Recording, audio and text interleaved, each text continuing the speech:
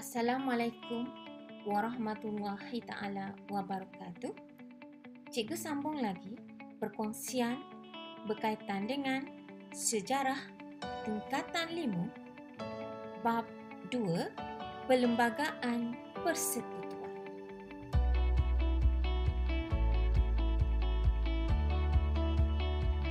Standard pembelajaran yang akan kita pelajari hari ini ialah: pertama, memeriahkan latar belakang sejarah perlembagaan negara. Kedua, menerangkan sejarah penggubalan perlembagaan persekutuan. Ketiga, menjelaskan ciri-ciri utama perlembagaan persekutuan. Dan yang keempat, menghuraikan pindaan perlembagaan persekutuan 1963 dan 1965. Untuk makluman pelajar semua,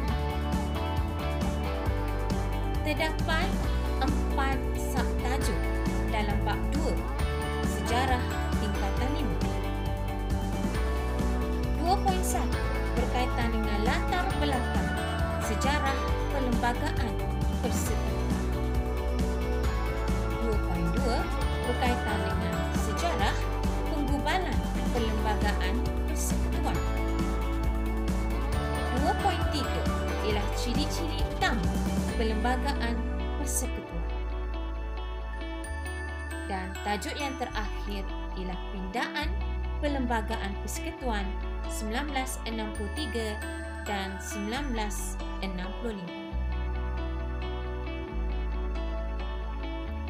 Kita lihat satu persatu. Latar belakang sejarah perlembagaan persekutuan. Kita lihat dulu, apakah yang dimaksudkan dengan perlembagaan? Perlembagaan merupakan undang-undang tertinggi sebagai teras pemerintahan sesebuah negara. Manakala perlembagaan persekutuan merupakan dokumen undang-undang bertulis yang menjadi teras pada sistem pemerintahan negara kita. Perlembagaan dikubal berasaskan Undang-Undang Negeri Melayu yang telah sedia ada sejak zaman Kesultanan Melayu Melaka dan ditambah dengan unsur-unsur yang asas pembentukan perlembagaan bermula dengan Undang-Undang Negeri Melayu. Sebelum kedatangan kuasa barat, makluman semua pelajar, negara kita sudah mempunyai undang-undang. Sama ada undang-undang bertulis ataupun tidak bertulis, yang menjadi panduan dan kawalan kepada raja dan pembesar. Pembentukan Undang-Undang Negeri Melayu telah meletakkan raja sebagai pemerintah. Rakyat mestilah taat pada raja dan undang-undang. Manakala sistem pemerintahan ditentukan oleh raja. Terdapat beberapa contoh undang-undang yang diamalkan di negeri Melayu. Antaranya Hukum Kanun Melaka dan Undang-Undang Laut Melaka, Hukum Kanun Pahang, Undang-Undang Kedah, Undang-Undang Johor dan Undang-Undang 99 Perak. Walau bagaimanapun, undang-undang ini mengalami satu perubahan selaras dengan perkembangan masyarakat sehingga kemunculan undang-undang dari barat pada abad ke-19.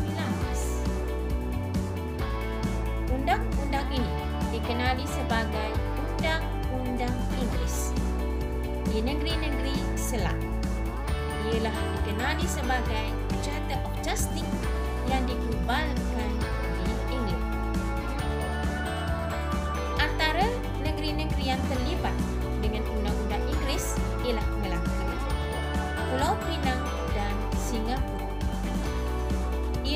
bertujuan untuk melindungi penduduk asal daripada penindasan dan ketidakadilan.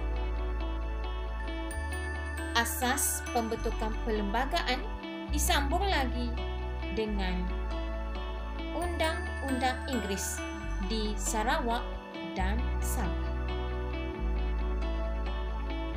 Di Sarawak, The Sarawak Application of Law Ordinance 1949 menggunakan Undang-Undang The Common Law of England.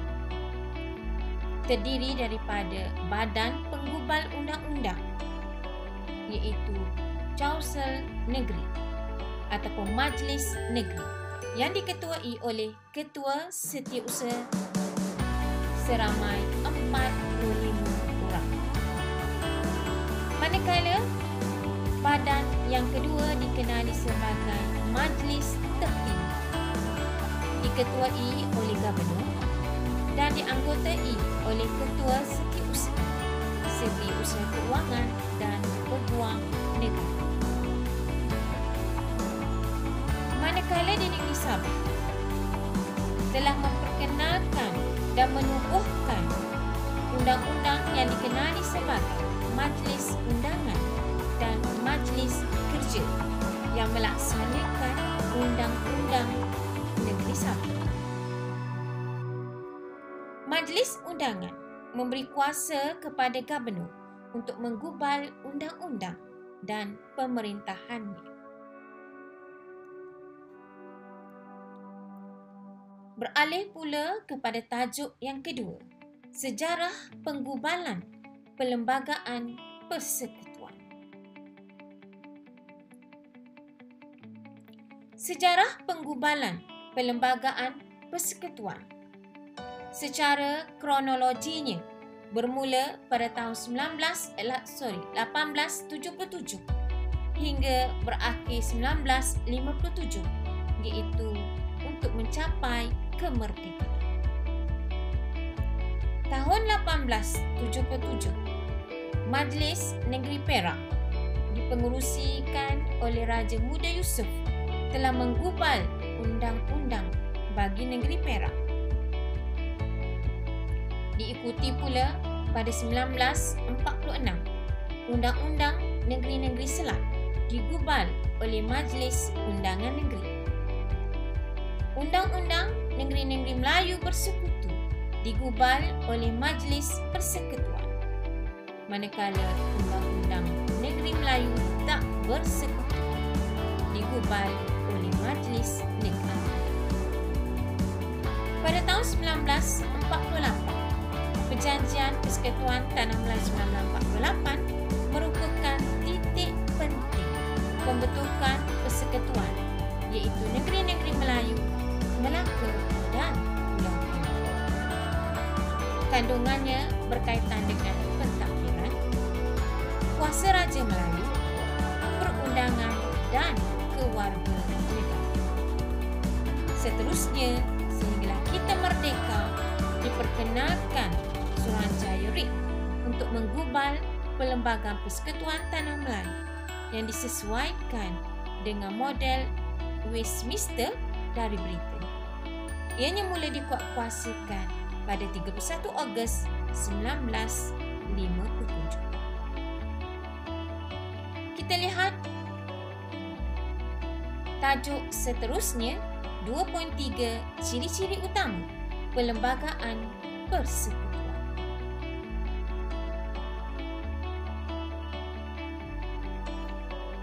Perlembagaan persekutuan mempunyai dua ciri.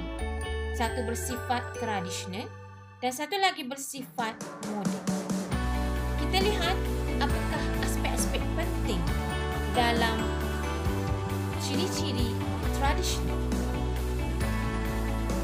Pertama, mempunyai kesultanan atau pemerintah beraja. Pemerintahan disesuaikan dengan konsep demokrasi berparlimen, yang di-Pertua Agong merupakan pemerintah tertinggi negara, berkuasa mengampun, menanggungkan hukuman dan melantik jawatan utama negara. Peringkat negeri, raja adalah ketua negeri.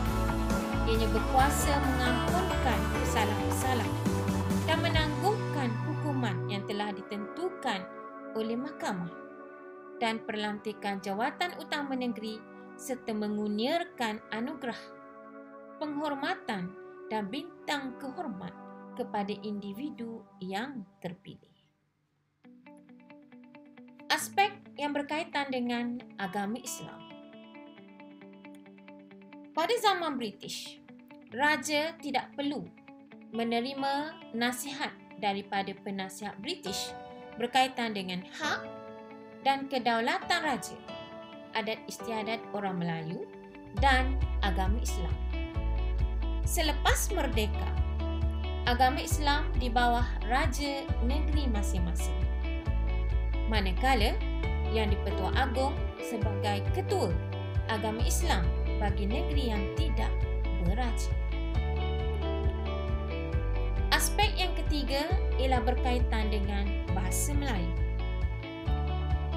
Zaman Kesultanan Melayu Melaka, bahasa Melayu dianggap sebagai bahasa lingua franca dan bahasa ilmu, iaitu bahasa yang dipertuturkan dalam aktiviti perdagangan.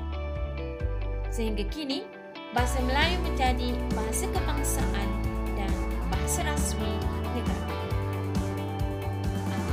Aspek yang keempat berkaitan dengan kedudukan orang Melayu dan golongan bumi putera. Sebelum merdeka, di bawah kuasa raja dan ketua primer, kedudukan orang Melayu dan bumi putera apabila kita telah merdeka, ianya berubah kepada yang berperanan memelihara keistimewaan orang Melayu dan bumi putera, sama ada Sarawak dan Sabah, serta kepentingan kaum Melayu. Itulah antara 4 aspek yang terkandung dalam ciri-ciri tradisional. Seterusnya, kita lihat pula ciri moden. Aspek yang terkandung dalam ciri moden ialah kerajaan persekutuan. Laporan Suruhanjaya Perlembagaan Persekutuan Tanah Melayu menyarankan kerajaan persekutuan dan kerajaan negeri diberi kuasa dalam bidang tertentu. Apabila Malaysia dibentuk, Sarawak dan Sabah diberi beberapa kuasa autonomi. Aspek yang kedua berkaitan dengan kewarganegaraan. Kewarganegaraan diperkenalkan melalui perjanjian Persekutuan Tanah Melayu, iaitu terdapat 2 kategori rakyat, iaitu rakyat raja dan kerajaan British jika dilahirkan di Melaka dan Pulau Timur. Sebaliknya, apabila negara kita merdeka, taraf kewarganegaraan diberikan sama rata kepada semua rakyat. Aspek yang keempat, yang ketiga berkaitan dengan sistem demokrasi berparlimen. Asas sistem demokrasi berparlimen ialah mengadakan pilihan raya untuk memberi kebebasan kepada rakyat memilih wakil pemimpin. Suruhanjaya pilihan raya bertanggungjawab menguruskan pilihan raya sama ada di peringkat persekutuan dan peringkat negeri. Itulah antara 3 aspek penting dalam ciri-ciri perlembagaan moden. Tajuk yang terakhir ialah berkaitan dengan 2.4 Pindaan Perlembagaan Persekutuan 1963 dan 1965. Kita lihat dulu perlembagaan yang dipinda pada tahun 1963. Pindaan perlembagaan bertujuan untuk menyesuaikan peruntukan negeri baru ke dalam perlembagaan tanpa mengubah kedudukan negeri yang sedia ada. Selepas merdeka, pindaan dibuat dengan cara memasukkan klausa baharu pada bahagian tertentu bagi menyesuaikan dengan keperluan semasa. Terdapat 3 perkara utama yang dipinda pada tahun 1960. Perkara pertama ialah berkaitan dengan struktur Mahkamah Atasan. Mengikut model Mahkamah Tertinggi England, iaitu terdiri daripada Mahkamah Atasan dan Mahkamah Raya. Apabila Malaysia dibentuk, Mahkamah Atasan dikenali Mahkamah Persekutuan yang terdiri daripada Mahkamah Persekutuan Tanah Melayu, Mahkamah di Sabah dan Mahkamah di Sarawak. Aspek yang kedua berkaitan dengan pembentukan Mahkamah Tinggi Borneo. Mengekalkan Mahkamah Tinggi Malaya dan Mahkamah Tinggi Borneo yang menguruskan soal kehakiman di Sarawak dan Sabah. Jawatan Ketua Hakim Borneo telah diwujudkan dan kemudian diubah kepada Ketua Hakim Sabah dan Ketua Hakim Sarawak. Perkara yang ketiga dipinda pada tahun 1963 ialah berkaitan dengan jawatan yang dipertua negeri. Malaysia dibentuk, Sabah dan Sarawak diketuai oleh Yang di-Ketua Negeri yang dilantik oleh Yang di-Ketua Agong dan mengikut nasihat Majlis Tertinggi bagi Sarawak dan Kabinet Negeri bagi Sabah.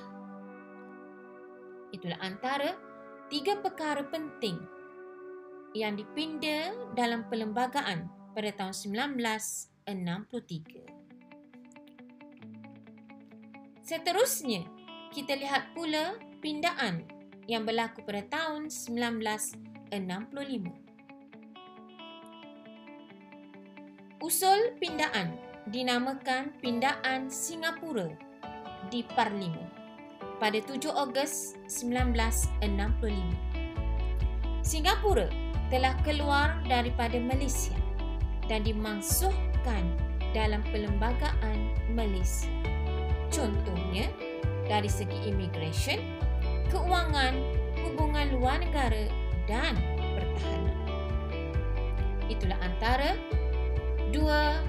satu aspek pindaan yang berlaku pada tahun 1965.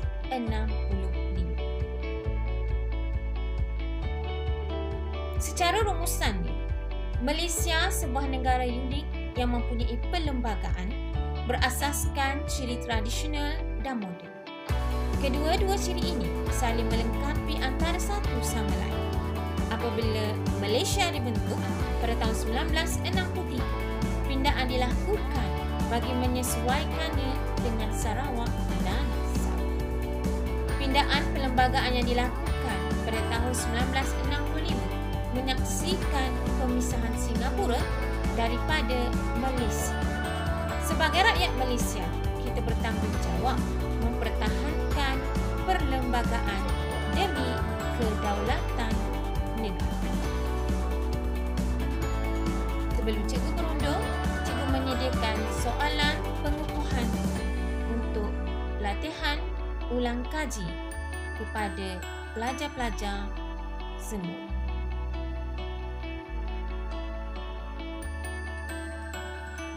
Perkongsian ini dengan ucapan terima kasih dan jangan lupa subscribe, like, share channel Sejarah Cikgu Ida. Assalamualaikum warahmatullahi taala wabarakatuh dan terima kasih.